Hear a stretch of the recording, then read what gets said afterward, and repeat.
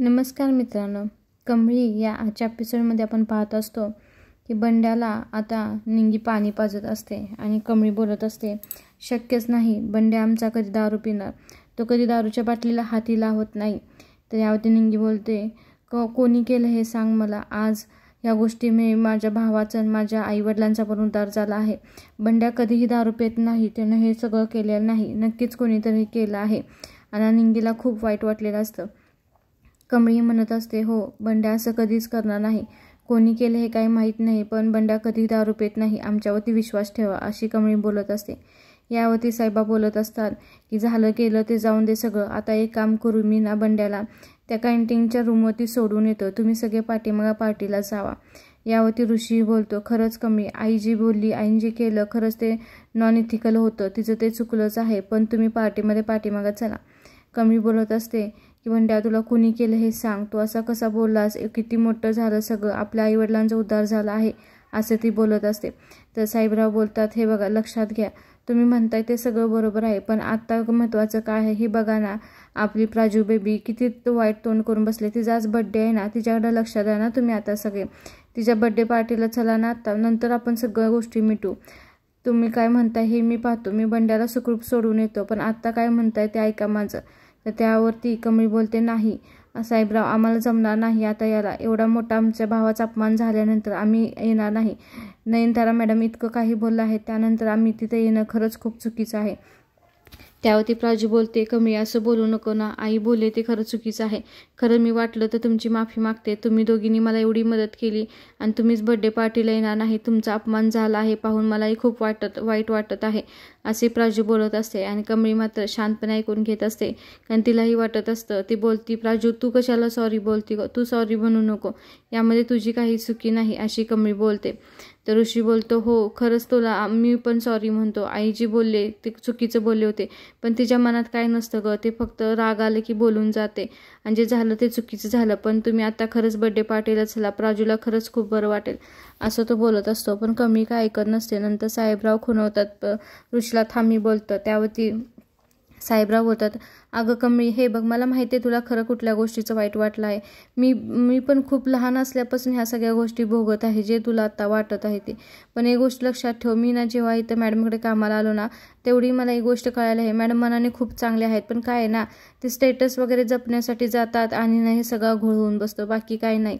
आणि त्यांना राग आला ना तर ते खूप काही मनाला येईल ते बोलतात, पण त्यांच्या मनामध्ये काही नसतं, आणि ह्या सगळ्या गोष्टीची ना आता आम्हाला सवय झाली आहे, असं साहेबराव बोलत असतात. त्यावरती निंगी आधी शांत असते, तिलाही साहेबरावांचं बोलणं पटलेलं असतं की आता काय करायचं ही तिला कळत नाही, आणि आता कमळी काय म्हणते त्यावरती सगळं ठरलेलं असतं. तर साहेबराव पटवून देतात, एक गोष्ट लक्षात ठेवा, मी तुम्हाला सांगतो, मॅडमच्या खरंच काही मनामध्ये नसतं, फक्त ना त्यांना राग आला की त्यांचा राग अनावर होत असतो. त्यावरती कमळी बोलते की मला काही म्हणायचं नव्हतं, फक्त तुम्ही म्हणताय तसं, फक्त केक कट करेपर्यंत आम्ही येऊ, अशी बोलते कमळी. आणि त्यानंतर काय होतं, पार्टीमध्ये कमळी ते पाठीमागे येतात. यावरती प्राजूचे पप्पा सगळ्यांना सांगत असतात, जे झालं ते खरंच सॉरी त्या गोष्टीसाठी, चला आपण पार्टी एन्जॉय करूया, असं बोलत असतात. आणि आता कमळी पार्टीमध्ये येण्यासाठी रेडी झालेली असते, पण ती बोलते, फक्त केक करापुरताच आम्ही येणार आहे, त्यानंतर आम्ही थांबणार नाही पार्टीमध्ये, असं बोलते, आणि ते आतमध्ये पार्टीला जाते. इकडे मात्र जो काही कारभार केला अनिकाने, ती आणि तिच्या मैत्रिणी तिथं बसलेल्या असतात सोफ्या पाठीमागे. तिची मैत्रीण तिला बोलत असते, अनिका झालं तेवढं खूप झालं आहे, आता तू इथून निघून जा, कुणी तर पाहिलं तर खूप मोठा आता घोटाळा होईल. त्यावर अनिका बोलत असते, अगं आत्ता तर चालू झालं आहे ना, आता इथून पुढे तर खूप मजा येणार आहे, आणि आता ती मूर्ख कमळी टमळी आणि डबल आली आता त्याने तमाशा चालू होणार, हे तर मला पाहायचं आहे, आणि मी काही जाणार नाही. त्यावरती त्या मैत्रिणी सांगत असतात, अगं जा ना अनिका, असं करू नको. तर ती उलट त्या मैत्रिणींना ओरडते, तुम्ही शांत बसा, मी काय इथून जाणार नाही, मला पाहायचं आहे आता जो काय तमाशा होणार आहे तो इथून पुढं खूप होणार आहे, आता त्यामुळे मी काही जाणार नाही, असं अनिका त्या दोघींना म्हणत असते.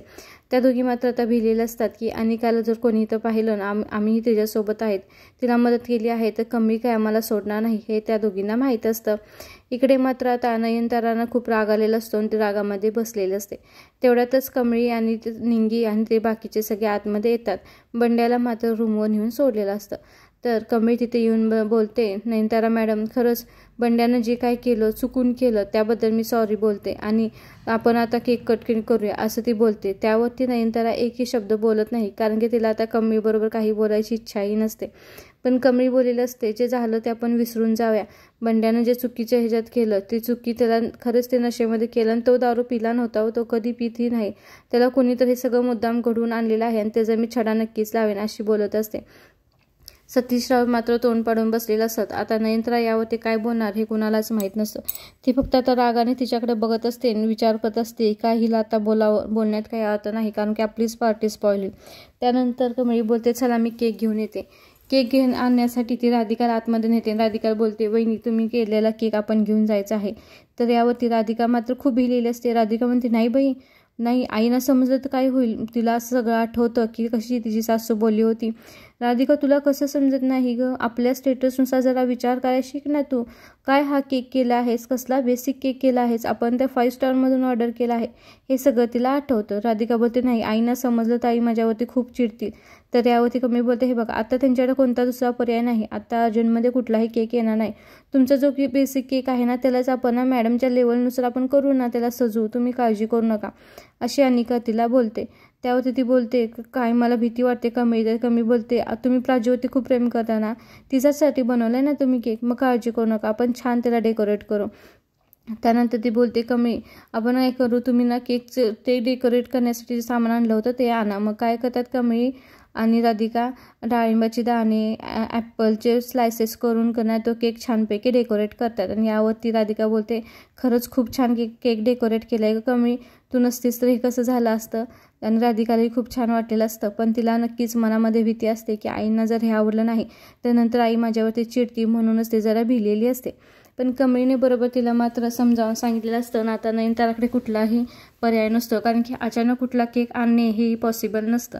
त्यामुळे राधिकाने बनवलेला केकच ते छानपैकी डेकोरेट करतात. इकडे मात्र या तिघींची चर्चा चाललेली असती. अनिका बोलते, मूर्ख कमळी, आता कुठून आणणार आहे केक.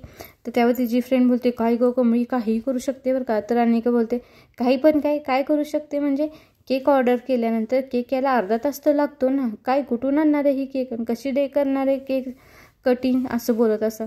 इकडे मात्र ह्या दोघींनी आयडिया वापरून खूप म्हणजे खूप छान 5 स्टारसारखा केक डेकोरेट केलेला असतो आणि तो केक आता ह्या घेऊन येणार असतात. आणि ह्या तिघींची मात्र फजिती होणार असते, कारण ह्यांना पूर्णपणे गॅरंटी असते की केक एवढ्या वेळात कमी वेळात येऊ शकत नाही. पण त्यांना माहीतच नसतं इकडं कमी किती हुशार आहे आणि ती काय करू शकते ते. त्यानंतर मात्र ती केक घेऊन येते. केक घेऊन आल्यानंतर कमळी सगळ्यांना बोलते की हा राधिका बहिणीनं बनवलेला केक आहे प्राजूसाठी असं बोलते. मग सगळ्यांना खूप छान वाटतं आणि ऋषी बोलतो, आई चल केक कटिंग करायला. आई काही सोप्यावरनं उठत नाही आणि त्यानंतर केक कटिंगसाठी सगळे येतात आणि प्राजू वहिनीला बोलते, थँक्यू सो मच वहिनी, तू खूप छान केक केला आहे असं बोलते. आणि वहिनी तिची पप्पी घेऊन बोलते, खरंच आवडलं ना तुला प्राजू, तुझ्यासाठीच मी केला आहे केक असं बोलते. आणि प्राजू मात्र खूप खुश झालेला आहे. इकडे मात्र रोहितलाही आवडलेलं आहे की आपल्या राधिकानं केक बनवला आहे आणि तो सगळ्यांना आवडत आहे, त्यामुळे तो खुश झालेला दाखवलेला आहे. त्यानंतर ऋषीही छान आनंदात होतं आणि तिचं केक कटिंग होतं. आता ही कमळीमुळेच नक्की नंतर राहिलेली पार्टी छानपैकी साजरी झालेली आहे हे पाहून ऋषीलाही आनंद झालेला आहे.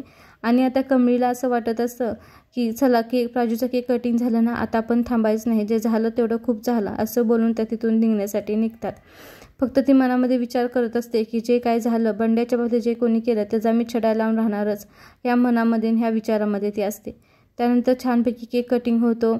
छान छोटी बेबी पण टाळ्या वाजवते आणि केक कटिंग होतं. सगळे छान आनंदामध्ये असतात आणि प्राजूलाही ते खूप आवडलेलं असतं की वहिनीनं तिच्यासाठी एवढा छान डेकोरेशन केक केलेला आहे. आणि ऋषीला वाटतं एवढं होऊन ही कमळी खरंच आता हिथं आहे आणि तिने एवढं प्राजूसाठी केलं आहे हे बघून त्याला छान वाटलेलं असतं.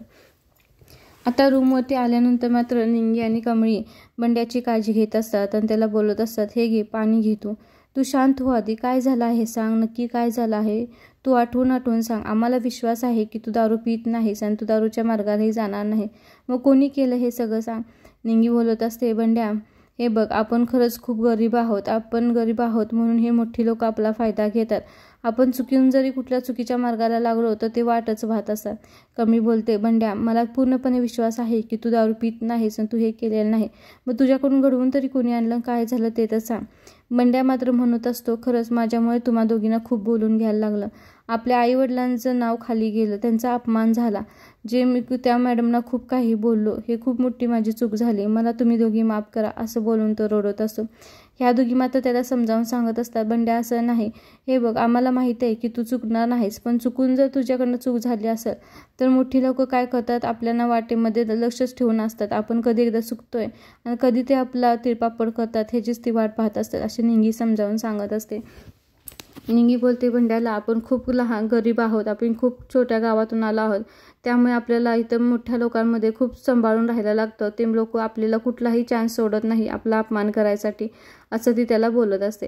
आणि बंड्याला बोलत असते, बंड्या तू आठवून सांग नक्की काय झालं, कुणी केलं हे सगळं, आम्ही पार्टीला गेल्यानंतर तुझ्याबद्दल काय झालं नक्की हे तू आम्हाला आठवून सांग. कमळी ही बोलते, बंड्या तू सांग मला नक्की तू आलास तर पार्टीमध्ये कसं, तू दारू तर पिलास कुठून, तुझ्याबाबत हे जर केलं ते कोणी केलं हे सांग.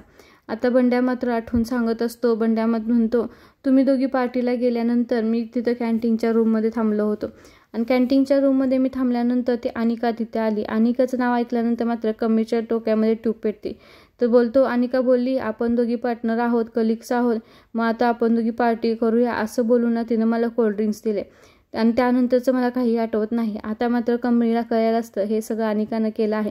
तर त्यावरती बंड्या म्हणतो, तिनं मला ती कोल्ड्रिंक्स पाजली आणि त्यानंतर ती बोलली की कमळीनं बोलवलं आहे पार्टीला, चला आपण पार्टीला जाऊ, आणि त्यानंतरचं मला पुढचं काही आठवत नाही. त्यावरती कमळी बोलते, आता सोडायचं नाही, आता आपण अनिकाला जाब विचारायचा, तिनं का केलं, कशासाठी केलं हे सगळं जाणून घ्यायचं. तर त्यावरती बंड्या बोलतो, कमी जाऊन दे ना गं, आता त्या गोष्टी नकोत, आपण ते सगळं विसरून जाऊया, मी तुमच्या दोघींची माफी मागतो, माझ्यामुळे तुमच्या दोघींची मान खाली झाली आहे, आपल्या आईवडिलांचा अपमान झालेला आहे असा बंड्या बोलत असतो आणि त्या दोघींना सॉरी बोलत असतो. यावरती मात्र कमळी त्याला बोलते की नाही, असं नाही बंड्या, जे झालं आहे तो अन्याय सहन करायचं नाही, असं जर अन्याय सहन केलास तर अनिका अजून माजणार, ते अजून कुरघुड्या करायला लागणार, त्यामुळे तिला ज्या तेवी तिला शिक्षा द्यायची, ज्या त्यावेळी तिला दाखवून द्यायचं की तू चुकलेलं आहेस आणि ते सगळ्यांसमोर आणायचं, तू तुझ्यावरती हे सगळं घेऊ नको असं बंड्याला सांगते. बंड्याला मात्र कळत नाही की आता काय करायला हवे आणि कसं करायला हवे. तर अनिका त्यावरती कमळी बोलते, हे लक्षात ठेव, काय करायचं आहे ते तुलाच करायचं आणि तूच करणार आहेस, उद्याच्या उद्या ह्या गोष्टीचा छडा लावायचा आणि तो तूच लावणार आहेस एवढं लक्षात ठेव असं ती बंड्याला सांगते. आणि आपण बरोबर त्या अनिकाची कशीही करू लावायची मी तुला सांगते, तिनं जी चूक केली आहे ती सगळ्यांसमोर आणायची, तू चुकीचा नाहीस हे सगळ्यांना सांगायचं. आणि निंगीलाही पटलेलं असतं, निंगी तिच्याकडे पाहत असते. आता इकडे आपल्याला पाहायला भेटत आहे की विनोद सुर्वे हे इन्स्पेक्टर आहेत आणि ते घरी आलेले आहेत राजन साहेबांना भेटायला. तर ते बोलतात घरामध्ये येऊन, राजन आहेत का, राजन सर आहेत का. तर हा सगळा बाय चान्स होतो, कोणाला भेटतो तर ह्या मॅडमना, कामिनीला मॅडमना. त्यानंतर ती बोलते, आता मनामध्ये कमळीनं मात्र ठाम ठरवलेलं आहे की आपण उद्याच्या उद्या अनिकाचा छडा लावायचा, तिनं का केलं आहे हे सगळ्यांसमोर आणायचं, बंड्यावर जे आरोप झाले आहेत तिनं मात्र आपण खुडून काढायचे. आणि ती बंड्याला खडसावून सांगते की हे सगळी गोष्ट तू करणार आहेस, तू ह्या गोष्टीचा छडा लावणार आहेस. आता कामिनी येते बोलते, तुम्ही कुणाला भेटायचं आहे. तर तो बोलतो, मला राजन सरांना भेटायचं आहे. तर ती बोलते, नाही राजन तर आता घरामध्ये नाही, त्यासाठी मग तो निघाला होता.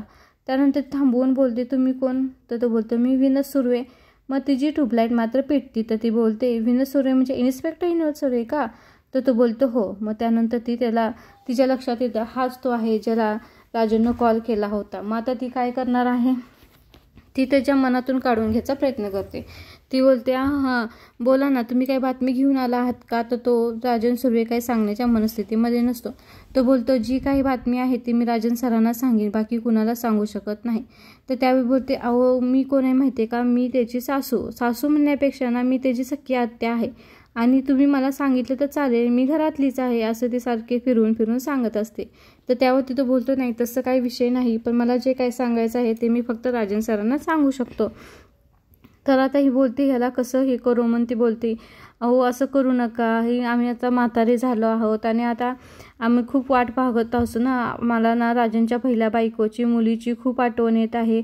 माझे दादा वहिनी तर कधीपासून वाट पाहत आहेत ना, कधी ते येतील, कधी भेटतील, ते किती त्यांना आनंद होईल. तुम्ही काही तर बातमी दिली तुम्हाला काय तर समजलं असेल तर खरंच माझ्या दादा वहिनीलाही खूप छान वाटेल. कुठं आहे माझं, सांगा तर तुम्हाला काय समजलं आहे. माझी राजनची बायको आणि माझी नात म्हणजे माझ्या अनिकासारखीच आहे बरं का, असं काही नाही.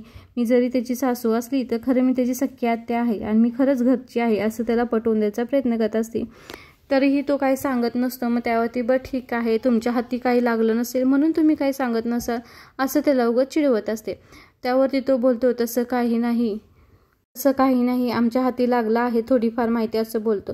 मग त्यावरती बोलते सांगा ना तुम्ही काय जी माहिती लागली आहे ती तर तुम्ही सांगा ना. खरंच म्हातारीची अशी परीक्षा घेऊ नका हो, आम्हाला खरंच झोप लागत नाही. कधी एकदाशी आमच्या राजांची बायको मुलगी सापडते असं आम्हाला झालं आहे. तुम्ही सकाळी तुम्ही बोलला होता ना की आज तुम्ही काहीतरी राजांनी तुम्हाला कॉल केला होता ना सकाळी, तुम्ही बोलला होता ना संध्याकाळी येऊन तुम्हाला सांगतो वगैरे. मग सांगा ना तुम्हाला काय माहिती मिळाली आहे. मग त्यावरती तो माणूस बोलतो काही नाही, आम्हाला एवढीच माहिती मिळाली आहे की त्यांची बायको हे गाव सोडून गेली आहे आणि ते तर लोक बोललेत की ते गावामध्ये आता राहत नाही. मग यावरती जरा ती खुश होते. हो का म्हणते, मग अजून काय माहिती कळाली आहे का. तर त्यावरती तो बोलतो आम्ही तिथं शेजारच्या 2-4 गावामध्येही शोधलं आहे पण त्यांचा कुठेही ठिकाणा लागला नाही. मग त्यावरती बोलते खरंच तुमचे खूप आभार झाले, आमच्या राजांच्या बायकोला तुम्ही शोधण्याचा प्रयत्न करत आहात आणि हे खूप मोठे उपकार आमच्यावरती झाले आहेत असं तिला पाया पडून बोलत असते. त्यावरती तो बोलते नाही तसं काही नाही, हे तर माझं कामच आहे, मी माझं कामच करत आहे. मग त्यावरती ती बोलते हो का, मग तुम्ही एक काम करा ना तर मला सांगाल का मग तिची मुलगी कुठं आहे, मुलगी आहे का आता, त्याबद्दल काही माहिती आहे का तुम्हाला. तर तो बोलतो की हो कसं आहे ना आम्हाला असं वाटतं की त्यांच्या बायकोबरोबरच त्यांची मुलगी गेली असेल, आत्ता तर आमच्याकडे एवढीच माहिती लागली आहे असं तो बोलतो. मग आता हिला मग तो कळतं की ह्यांच्याकडे अजून काही एवढी जास्त खास काही माहिती लागलेली नाही. मग ती बोलते हो खरंच तुमचे खूप उपकार झाले, तुम्ही आमच्या राजांच्या बायकोबद्दल एवढी माहिती दिली, आम्हाला आधार दिला, दिलासा दिला आणि तिच्या मुलीबद्दलही माहिती दिली. खरंच ती माझी नात आहे, आम्ही ना आतुरतेने त्या दोघींची वाट पाहत आहोत असं त्याला सगळं खोटं सांगत असते आणि त्याला जाळ्यामध्ये ओढत असते की त्यानं जे काय ते सगळं सांगावं. पण ह्या मूर्ख माणसाला काही कळत नाही. त्याला असं वाटतं खरंच ते राजांच्या जवळचे आहे आणि तो आधी बोललेला असतो की जे काय सांगायचं आहे राजन सरांशी सांगायचं आहे. त्यांनी सांगितलं होतं की बाहेरच्या कुठल्याही व्यक्तीची माहिती शेअर करायची नाही. मात्र हिनं मी बाहेरची नाही, मी घरचीच कशी आहे हे दाखवून दिलेलं असतं आणि मला किती राजांच्या बायकोची मुलीची आठवण येते, आम्ही किती दिवस झालं त्यांची वाट पाहतोय असं दाखवून दिलेलं असतं. त्यामुळे तो मात्र बिचारा फसतो आणि ते सगळं उत्तरं देतो. त्यानंतर तो बोलतो चला आता ठीक आहे मी जातो असं बोलतो. माझ्याकडे आत्ता तर एवढीच माहिती आहे, परत काय माहिती समजली त्यानंतर मी तुम्हाला नक्की सांगेन. मग त्यावरती ती बोलते थांबा 2 मिनटं मला जरा काम आहे. 2 मिनटं थांबा बोलते, आतमध्ये जाते आणि पैशाचं पाकिट घेऊन येते.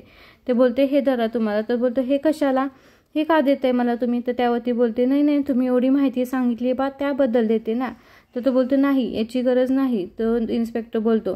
तर ती बोलते हे बघा हे तुम्ही ठेवून घ्या, कसं आहे ना तुम्हाला हे मुलं बाळ आहे, संसार आहे, संसार म्हणजे ह्या सगळ्या गोष्टी लागतातच ना, बाकी काही नाही. फक्त मला एकच गोष्टी तुम्हाला सांगायची आहे. कसं आहे ना काय तुम्हाला जी माहिती सांगायची आहे, जी काय तुम्हाला राजांच्या बायकोबद्दल मुलीबद्दल जी काय माहिती भेटेल ती माहिती तुम्ही राजांना न सांगता फक्त आणि फक्त मला सांगायची. हे ऐकल्यानंतर मात्र तो शॉक होतो आणि ह्या अशा का बोलत आहे ते त्याला कळत नाही. तर तो बोलतो हे बघा ती म्हणते आपल्या दोघांमध्ये जे काय बोलणं झालं आहे ते तुम्ही राजांपर्यंत न्यायचं नाही आणि फक्त नाही कसं वाटतंय तुम्ही असंही काय करणार होता, राजांची बायको मुलीचा तपास करणार होतं ना, तसाच चालू ठेवायचा. फक्त त्यांची माहिती कळाल्यानंतर माझ्यापर्यंत आणायची, राजांपर्यंत न्यायचं नाही. हे ऐकल्यानंतर मात्र तो शॉक होतो. तो बोलतो तर ती बोलते हे बघा काळजी करायसारखं काही नाही आहे, कसं आहे माहिती का मुलं बाळ आहे, तुम्हाला संसार आहे, शिक्षण आहे, आमचं कॉलेज आहे तुम्हाला माहिती आहे ना असं ती आठवण करून देते. त्यामुळे ह्या गोष्टीची तुम्हाला गरजच आहे. आणि एक गोष्ट लक्षात ठेवा, तुम्ही जर मला माहिती दिली तर आत्ता जेवढं दिले त्याच्या 50 पटीनं मी अजून तुम्हाला देईन अशी तिला लाच देते.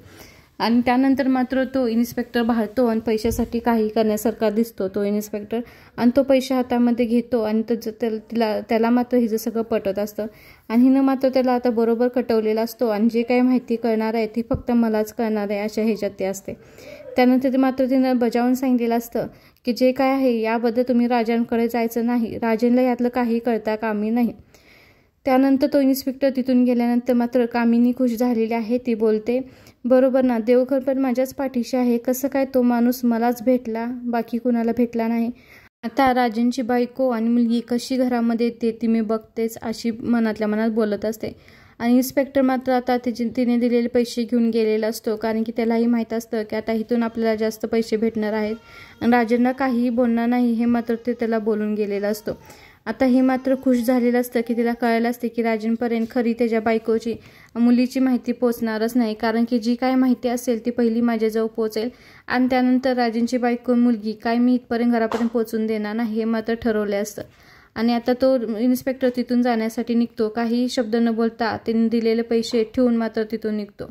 आता मात्र कामिनी मनामध्ये विचार करत असते की आता बघतेच मी कशी आता राजेंची बायको आणि मुलगी घरामध्ये येते ती मी पाहतेच. मी आहे तोपर्यंत ही गोष्ट कधीच होणार नाही असं ती मनातल्या मनात बोलत असते. आणि त्यानंतर तो इन्स्पेक्टर तिथून निघून जातो. आणि आता ती म्हणते की कसं आहे ना, जेव्हा कामिनी मैदानामध्ये उतरते तेव्हा सगळे डाव फक्त आणि फक्त तिचेच असतात. आता आपल्याला पाहण्यास नक्कीच भेटणार आहे की इन्स्पेक्टरने दिलेली माहिती फक्त कामिनीपर्यंत पोचते का अजून कुठे.